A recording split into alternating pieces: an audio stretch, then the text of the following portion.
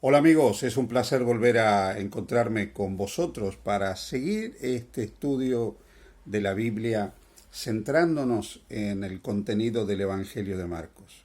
Un evangelio que, como dijimos del principio, está lleno de imágenes, de movimiento, donde vemos constantemente a Jesús moviéndose con una actividad incesante, mostrando que Él ha venido a trabajar incansablemente para salvar a este mundo y llevarlo de nuevo a los brazos de su Creador, el Padre Celestial de todos.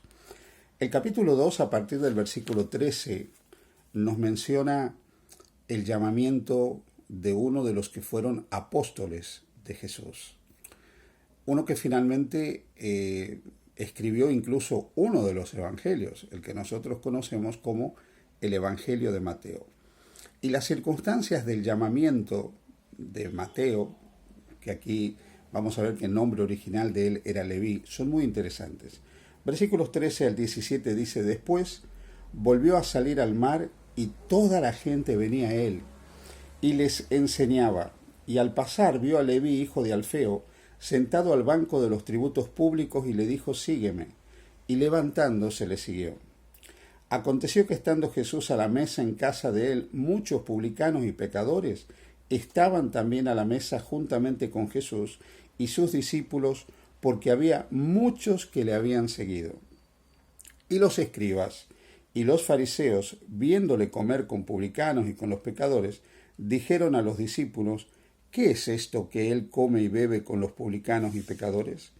Al oír esto, Jesús les dijo: Los sanos no tienen necesidad de médico, sino los enfermos. No he venido a llamar a justos, sino a pecadores. ¿Sabes, querido amigo, querida amiga, hermano, hermana que me escuchas? Este relato es un relato tremendamente significativo. Jesús, desde el inicio de su ministerio, empieza a cortar, empieza a romper con aquellas cosas que estaban asociadas a esa forma de salvación que los escribas, que los fariseos, que los doctores y maestros de la ley de sus días habían enseñado.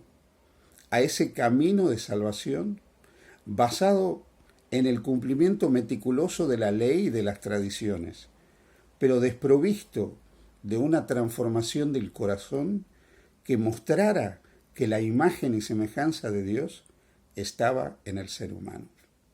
Estos escribas y estos fariseos eran rigurosos en diezmar la menta, el comino y el eneldo, pero como les expresó Jesús, se habían olvidado de lo más importante de la ley.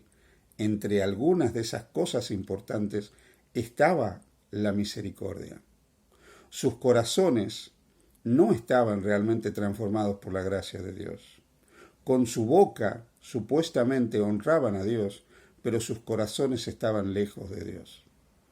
El relato nos presenta a Jesús que luego de llamar a este hombre, a Leví, a Mateo, es invitado a la casa de él. El texto nos dice que Leví, hijo de Alfeo, estaba sentado al banco de los tributos públicos, o sea, era un recaudador de impuestos. En alguna ocasión ya hemos hablado que los recaudadores de impuestos en aquella época no tenían muy buena fama. Primeramente porque nunca le ha gustado a nadie en realidad tener que dar su dinero al Estado, pero en segundo lugar porque él trabajaba para Roma, trabajaba para el Estado opresor, trabajaba para el imperio que estaba subyugando al pueblo judío. Así que era considerado un traidor a su pueblo. Y no nos olvidemos que en aquella época la religión y el Estado en Judea estaban íntimamente ligadas. Traicionar al Estado era traicionar al templo. Así que finalmente era considerado un traidor no solo a su fe, sino también a sus orígenes. Estas personas, los publicanos, no eran bien recibidos en las sinagogas, no eran bien vistos socialmente y eran rechazados socialmente. Formaban parte de esas minorías discriminadas que eran consideradas no santas por los escribas, los fariseos, los saduceos y los otros grupos religiosos dentro del pueblo de Israel. Jesús lo llama. Él, dejándolo todo, sigue a Jesús Y la alegría que le produce saberse llamado por Jesús lo lleva a él a organizar una fiesta para agasajar a Jesús. El relato nos dice que en esa fiesta había muchos publicanos y pecadores, porque eran publicanos y pecadores los amigos de él. Entre los amigos de él no se contaba la gente decente de la sociedad, no se contaba la gente religiosa, no se contaban los escribas y maestros de la ley, los fariseos. La gente que podía ser amiga de un publicano eran los que eran parecidos a él. Y en este caso había otros publicanos y había pecadores. Personas que vivían a los ojos de los escribas y de los fariseos, vivían en pecado. Vivían en pecado porque sus oficios eran considerados pecaminosos, porque sus vidas probablemente estaban marcadas por el pecado. Probablemente había ahí personas que se dedicaban a oficios impuros, enterradores, por ejemplo. Los que enterraban a muertos eran considerados pecadores porque vivían impuros, prostitutas, etc. Ese grupo de personas son las personas que se sentaron a la mesa con Jesús. Y aquí vemos que Jesús nunca tuvo problema en sentarse a la mesa con aquellas personas que eran consideradas la lacra, lo más bajo de la sociedad. No tuvo problema en ser criticado, en que dijeran que él se contaminaba al juntarse con esa clase de personas, porque él había venido a salvar a los que necesitaban salvación.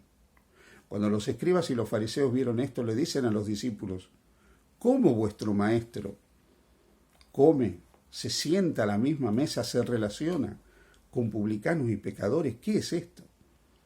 Los discípulos se quedaron callados. No supieron absolutamente qué decirle.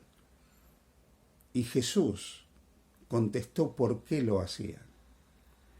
Y las frases que encontramos en el versículo 17 son impactantes. Los sanos no tienen necesidad de médico, sino los enfermos. Jesús no puede hacer nada por alguien que está sano, porque no necesita de él. El problema es que muchas personas creen que están sanas, pero no lo están. Están tan enfermas que no son conscientes de su enfermedad. En segundo lugar, Jesús dijo: no he venido a llamar a justos, sino a pecadores. Los justos no tienen necesidad de ser salvados. Ese era el caso de los escribas y de los fariseos. Se creían tan sanos espiritualmente, se creían tan justos, que ellos creían que no tenían necesidad de ser redimidos, de ser salvados. Jesús, no obstante, dice: no he venido a llamar a justos, sino a pecadores. Mateo, Leví, hijo de Alfeo, era un pecador. Los otros publicanos y pecadores que estaban ahí necesitaban de Jesús. La pregunta es: ¿tú necesitas de Jesús?